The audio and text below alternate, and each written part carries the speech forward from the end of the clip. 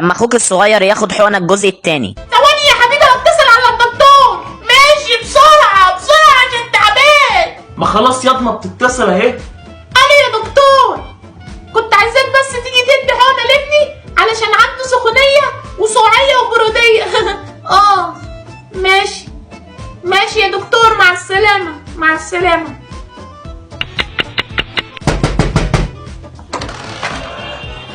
انت الواد اللي عايز تاخد الحقنه؟ لا مش انا، ده اخويا الصغير. تعالى خش يا دكتور.